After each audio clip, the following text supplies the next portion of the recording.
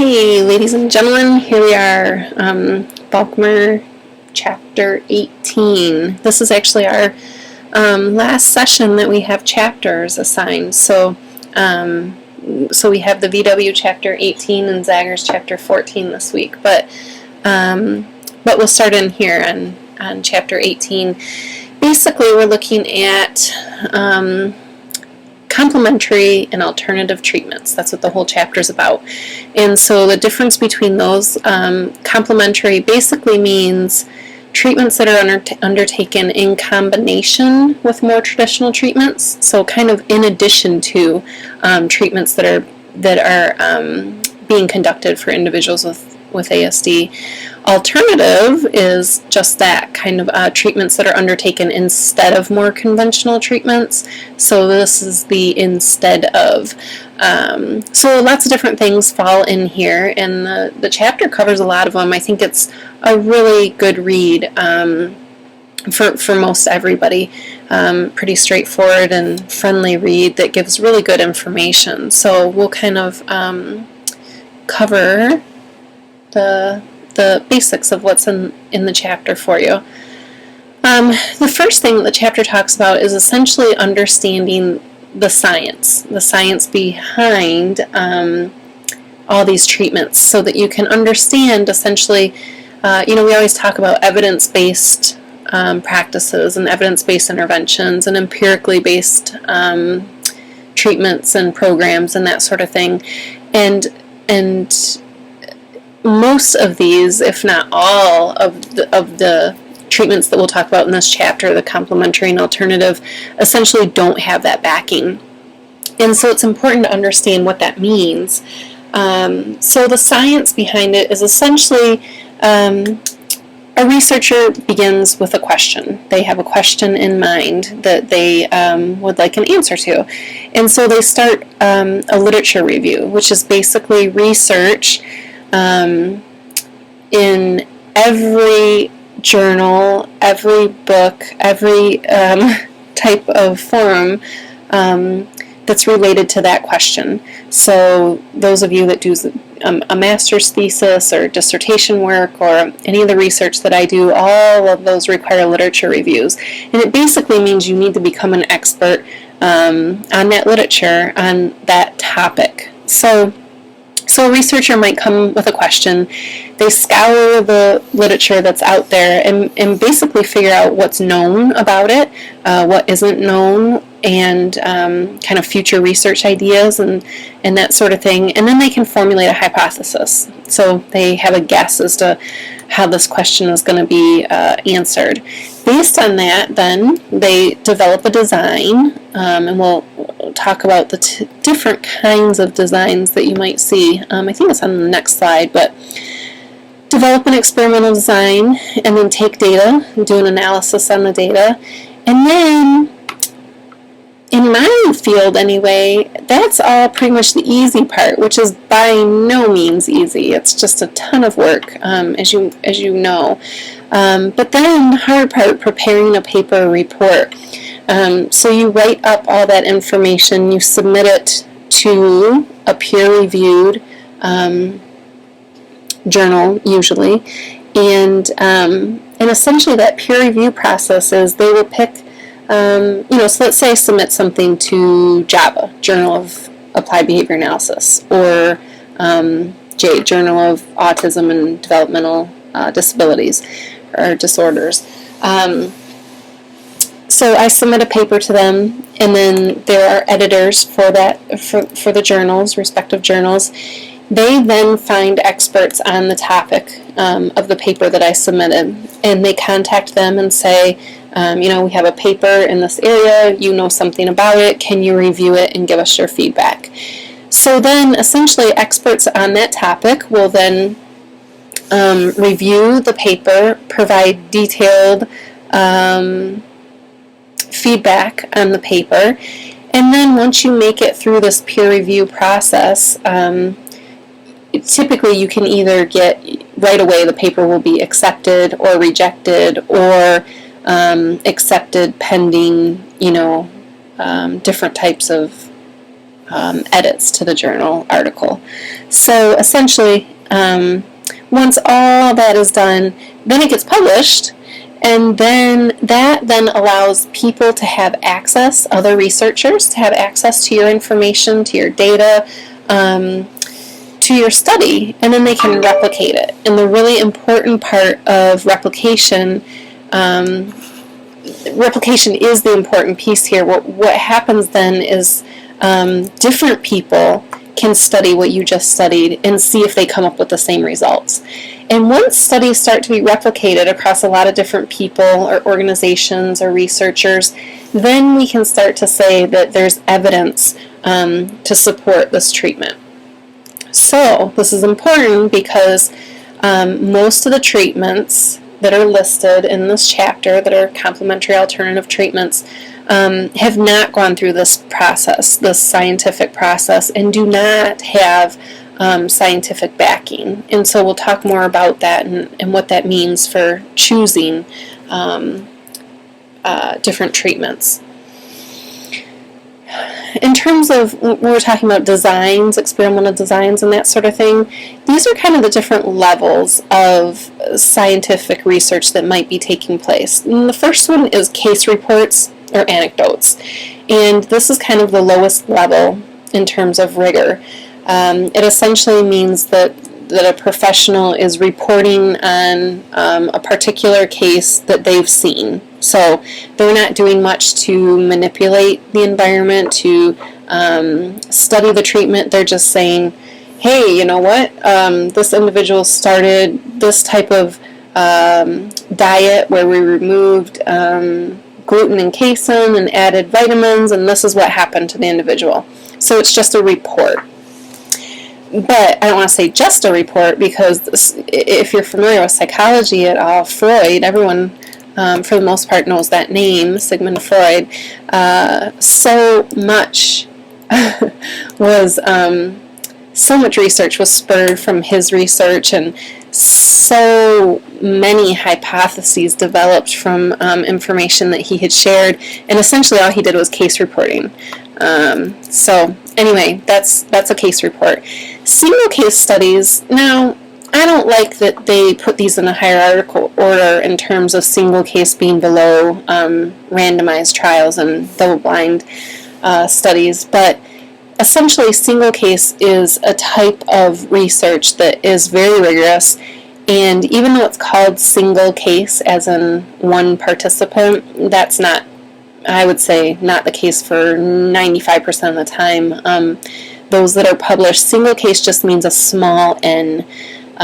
So I've done single case research where we've had up to like 54 participants, and I've done single case where we've had 4 participants.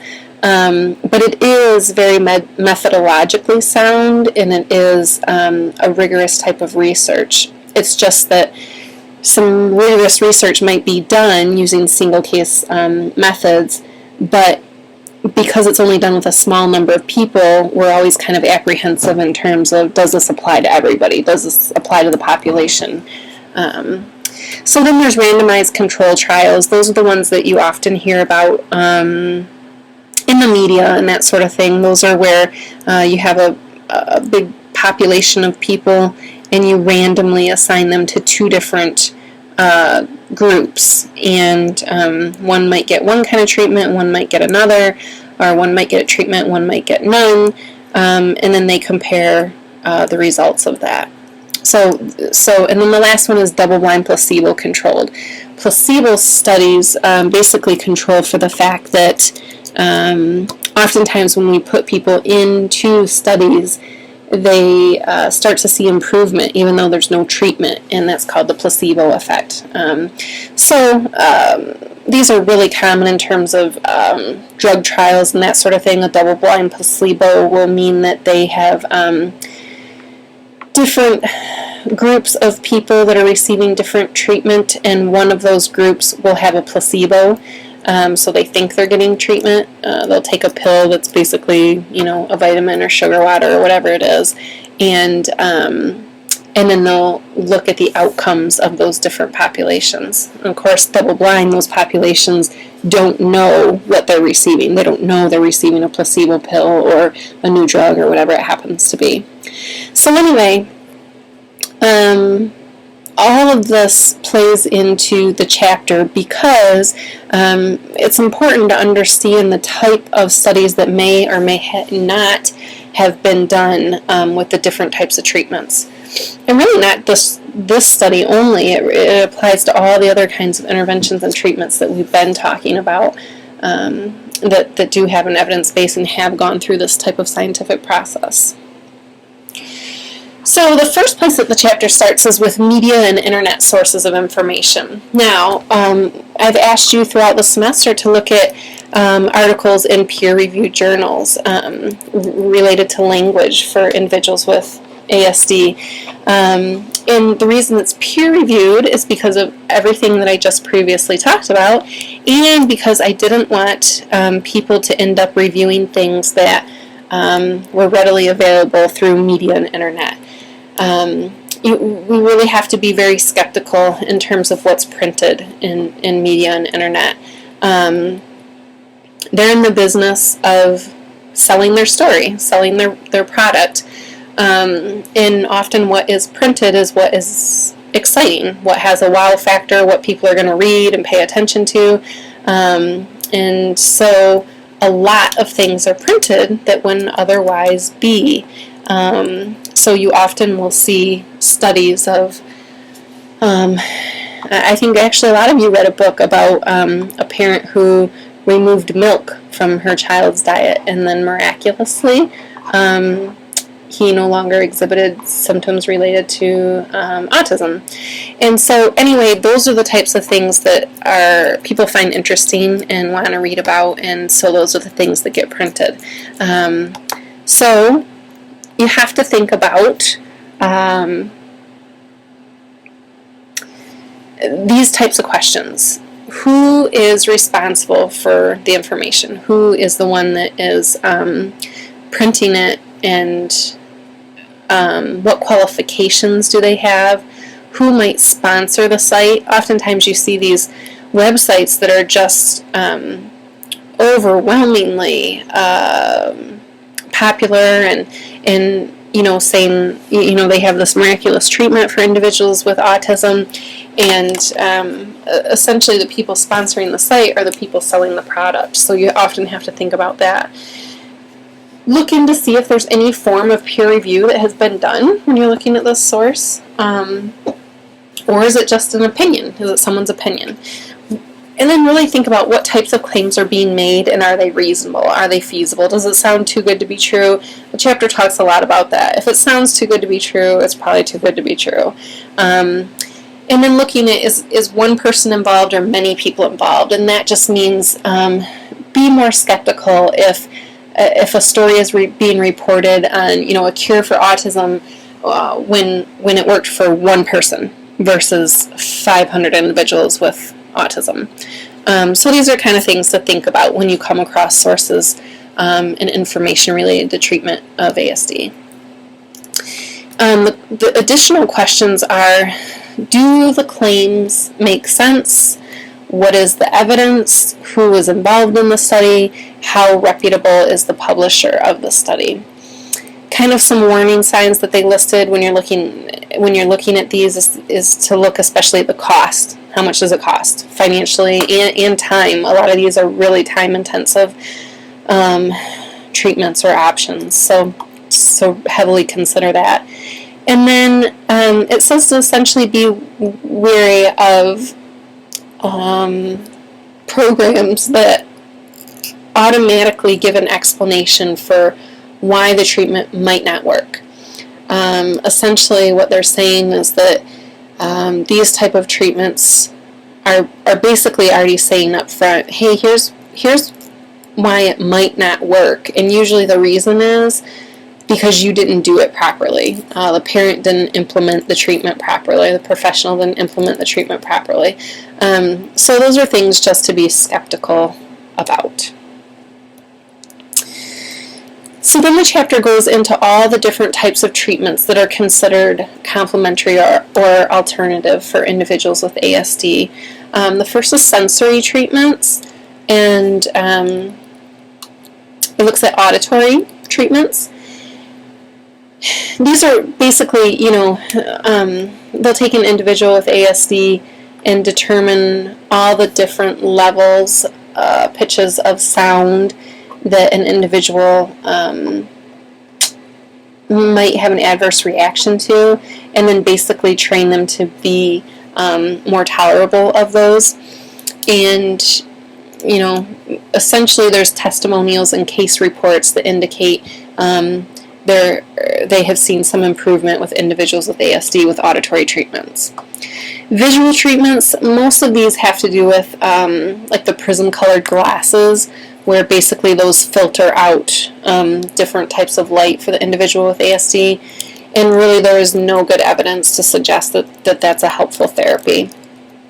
Learning focused, kind of some popular brand names of learning focus is the Orton, Gilliam, Letterland, and Fast Forward. Fast Forward actually has work that indicates that it is a successful treatment, an effective treatment for individuals with ASD, but the issue becomes that they won't release the data in order for their work to be replicated. So it has not been replicated by different people other than those associated with Fast Forward. So obviously that's a reason to be skeptical.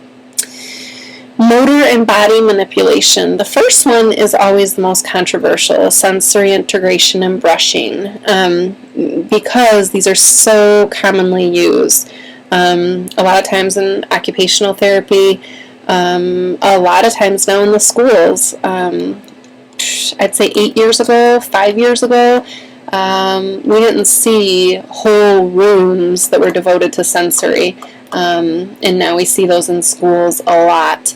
And over again, we have found that there's very little research on this area. There was a huge study done. I think I posted this information for you, and if I haven't, let me know and I'll be happy to do that. But there was a national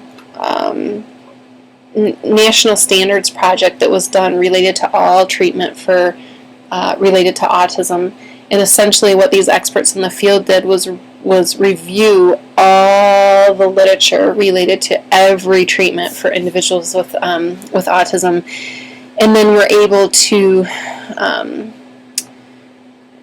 basically then give information about all those treatments and say, applied behavior analysis based on all the literature that's out there, meeting these criteria and so forth, we can say that it is an evidence-based practice. They did this for sensory integration and found that it was not established, which essentially means that there was very little research done, not enough research done, and some of the research that was done indicated that it wasn't helpful. So this is a really important consideration, and you can think about how it applies to you in your setting. Maybe you use it, maybe your school uses it, and you can really start to think about sensory integration and the effects it has on the individuals that you're working with. Now, I've used sensory integration a lot as a reinforcer. I don't use it as a treatment alone, but I use it as a reinforcer. So if I have an individual that I'm trying to get language out of, if I can get them to make an approximation of a word, then I'll reinforce that behavior with the sensory room. But I've never used sensory as a treatment in and of itself. Holding therapy, no evidence of benefit. Holding therapy is essentially just what the name implies. You essentially hold the child and hold them and hold them and hold them and restrain them in your arms until essentially the child bonds with you. That's what holding therapy is. If you read Let Me Hear Your Voice by Catherine Maurice, then you'll see holding therapy is in there as well. There's absolutely no evidence of benefit for holding therapy. Patterning is, this came from some of the research with individuals that had like brain injury, and basically reteaching, relearning all the basic skills to kind of repattern the way that the brain functions. And research related to individuals with autism, specifically autism, failed to show any benefit of patterning. Massage and aerobic therapy, small studies did show some improvement, and basically the idea behind it is that it's not necessarily a treatment for autism, but it may make the individual feel better.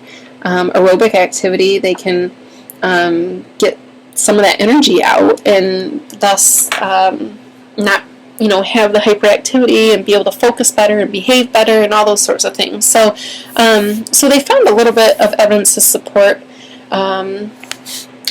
these treatments. And I should mention another thing when you're thinking about treatments is to often think about obviously whether everything we've talked about, whether it has evidence to show that it's beneficial or not, effective or not, but to also think about the side effects and the harm in terms of these treatments. So what we've talked about so far, not huge harm in terms of using these treatments. We don't have evidence to suggest, for example, that sensory integration, that it's harmful for the individual. Holding therapy, there is some evidence that it stresses the child out and frustrates them and that sort of thing. So you have to often think about that in a really important way in terms of do we know it's beneficial, and if not, then what do we know about the side effects and it actually being harmful? Diet and nutritional interventions. These are very prevalent. You'll see these are pretty common for individuals on the spectrum. Vitamin and mineral supplements. Scientific information is not good, and essentially we need more high-quality studies to determine the effectiveness of this. DAN is the acronym for a group called Defeat Autism Now, and essentially their treatment is mass doses of vitamin and mineral supplements, and that can be harmful, and so that has to be regulated really carefully. Then there's all these types of diets, anti-yeast diets. This comes from there's an idea, which is actually unproven, that there's yeast overgrowth either in the mother or of the individual with ASD. And so there's these anti-yeast diets, and scientific support is lacking for this type of diet. Gluten-free, casein-free diets, a lot of case reports for this being effective.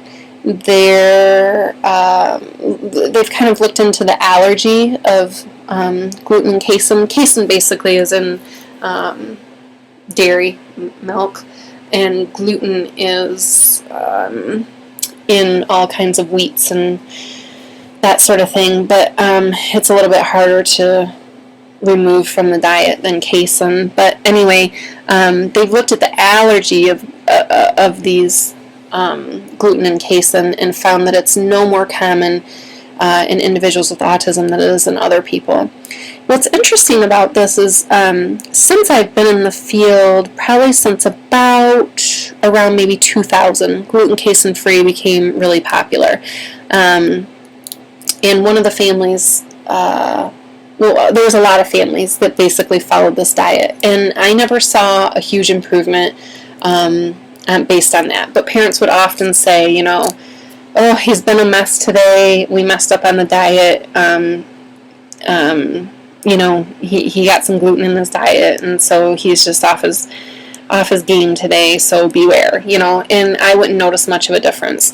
But there's so many case reports regarding this. What's really interesting is, I think I've mentioned that my husband had a best friend all through high school, and he married a girl who also went to our high school, and they have a son who has autism, And he came to visit us maybe a year ago. The best friend, his name is Jeff, he came to visit.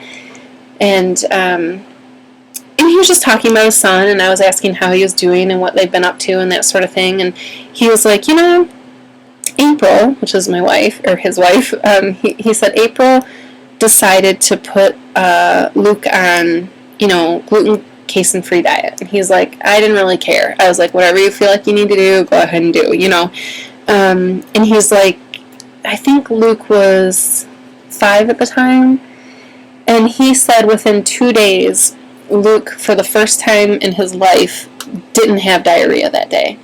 He was like, I don't know. He's like, I don't know the research behind it. I don't know, much about it. He's like, but I just know that for the first time in Luke's life in 5 years, he didn't have diarrhea that day.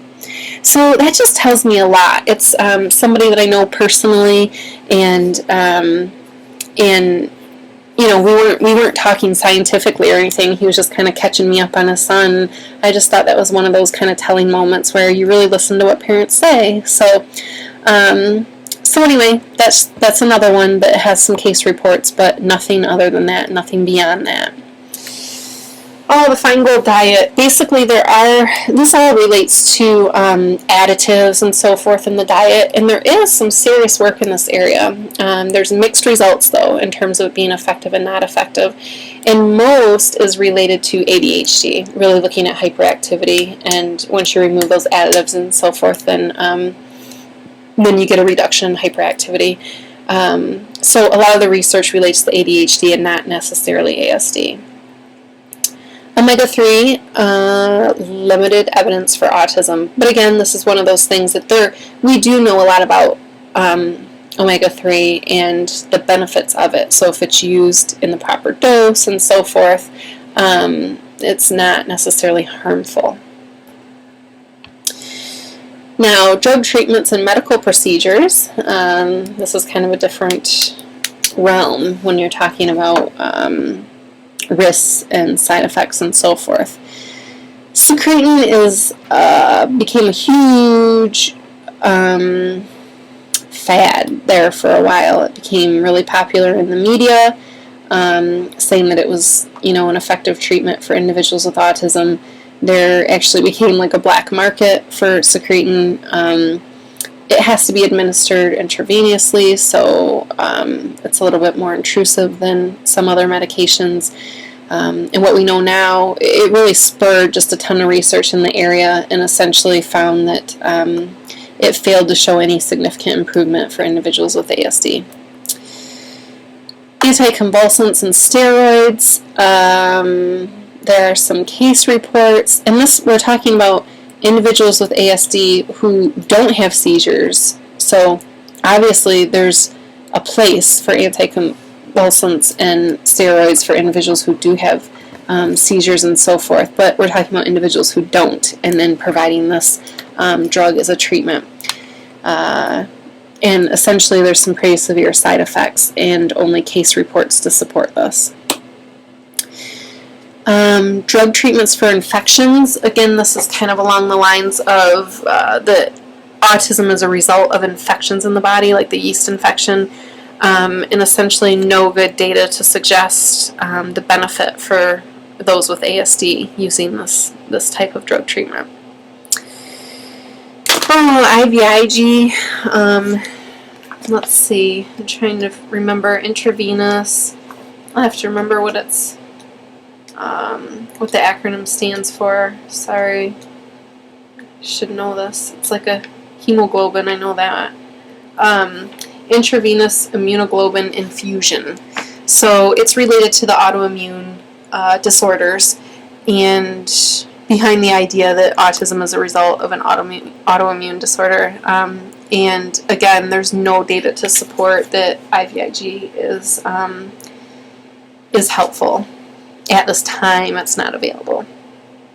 Chelation, this is essentially a treatment for heavy metals in the body. So you can have some blood work done, determine if there's heavy metal in the body, and if so, some drugs are administered that basically the metals attach onto and you then get rid of the metals, through the process of the kidneys.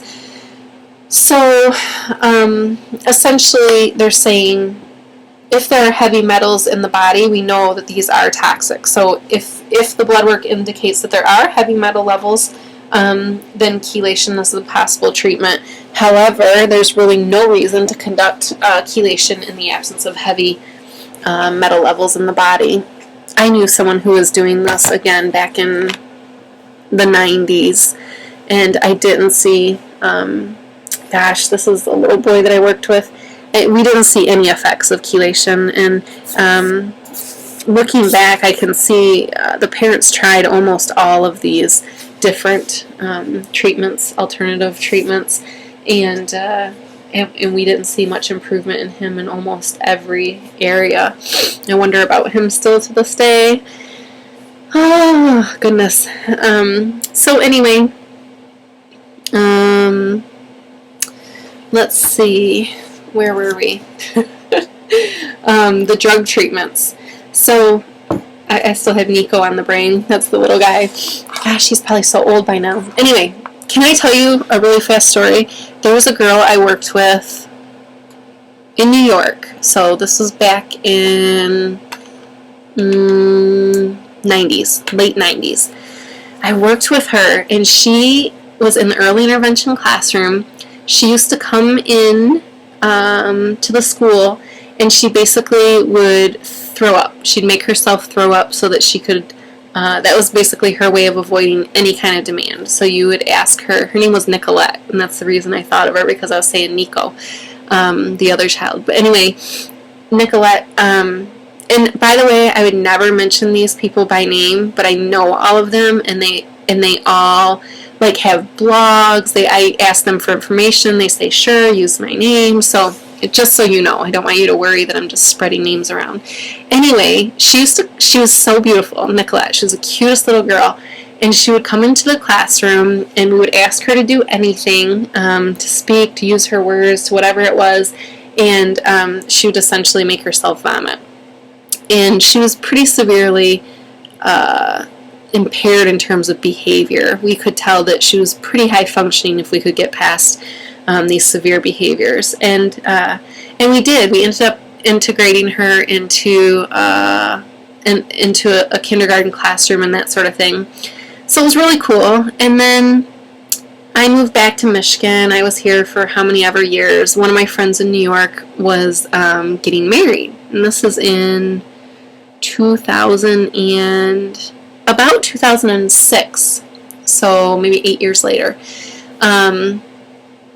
So we drive out, we go to the wedding, we're sitting at, the table during the reception, and sitting across from this mom who has her daughter with her, and the mom keeps talking to me as if I know her, and so I'm racking my brain going, who is this? Apparently I should know her, and so, I'm trying to figure out who's who and what's going on and make sure she doesn't know I don't know who she is and that sort of thing. And she has her daughter with her, and her daughter's 11 or 12 years old, and beautiful little girl, and she's as polite as can be, and as normal as can be, and sweet as can be, and you can probably guess where the story is going. Basically, that was Nicolette, 8 years later, or whatever it was, and it was probably the best experience of my life in terms of my career, to be able to see one of the children that many years later, and to see her doing so well. I would have never known. I would have never known she was on the spectrum. I didn't know that it was her, and I didn't talk to her mom about her treatment early on, and so I don't know if she even was on the spectrum, but at that time she probably was undiagnosable by that age. But anyway, really cool story. And Nicolette was not doing alternative or complementary treatment. She was in an intensive ABA program in early intervention. So oh goodness, facilitated communication. Have you heard of this? Oh, you probably have. It was just recently on the cover of, what was it, like People magazine, or Newsweek or something. But facilitated communication is actually shown to not work. We know that. We have studies that show that it is, in fact, not effective. What it is, facilitated communication, is, where did it start? Australia, I think, and moved to the U.S. But essentially what happens is they put a keyboard in front of an individual with a disability, so autism in this case, and a facilitator, an adult, then takes the child's hand. Child, they move their finger, point their finger out, take the child's hand, and then basically guide them to use the keyboard, to talk, speak, answer questions. And what started happening was that individuals on the spectrum were communicating very intelligently, beyond their IQ levels. There was all sorts of things going on. There were allegations of sexual abuse by the child to the parent. So they were communicating like crazy, saying all sorts of things. Some were asking for adjustments in their dosage of medication based on journal reading they had done. So there was all these really advanced language and communication going on. And what they found was that it was not the individual with autism that was communicating, it was in fact the facilitator. What's really interesting is that the facilitator, as far as they can tell, was unaware that they were doing this, that they were communicating for the child. Essentially what happened was once they started to see facilitated communication in action, it became pretty clear to other people that it wasn't the child that was communicating. Oftentimes the child never even peeked at the keyboard. And you know how hard that is to type without ever even glancing down at the keyboard. And obviously all the clues of the type of communication that was occurring. But so they did some studies that were pretty easy. They basically they would show some pictures to the facilitator, and they'd show some different pictures to the individual with autism, and then they'd ask questions about those pictures, and of course the answers that came were based on what the facilitator saw and not what the individual with autism saw. So there's all kinds of different studies that were done like that, and we now know that facilitated communication is not effective, not something that works for individuals on the spectrum.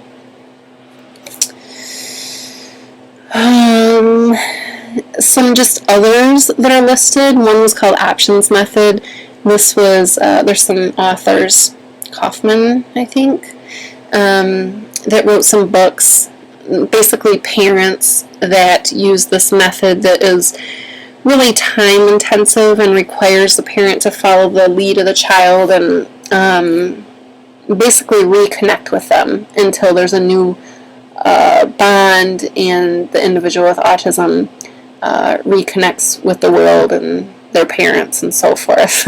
You can probably hear my enthusiasm in my voice. So essentially all we have based on that is a case study book that was written. Actually, one of the authors or co-authors of the book is actually the individual with autism. So there you have it. Art, music, related therapies, animal, pet therapy. These can all be really enjoyable for the individual with autism. And so I think the important thing to think about, and this was drawn from the chapter where it says these types of therapies can be therapeutic without necessarily needing to be thought of as therapies. And so essentially what it means is that they're not a therapy.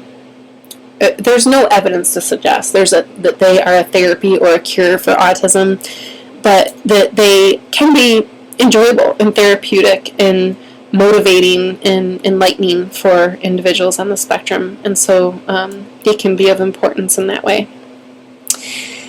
That is chapter 18. I think the big picture of it is to think about your sources. Think about what you read, think about where it comes from, and think about the evidence behind it before you spend time and money on using it, whether you're a parent or teacher or speech and language pathologist or whatever path you happen to be taking. So there you go, chapter 18.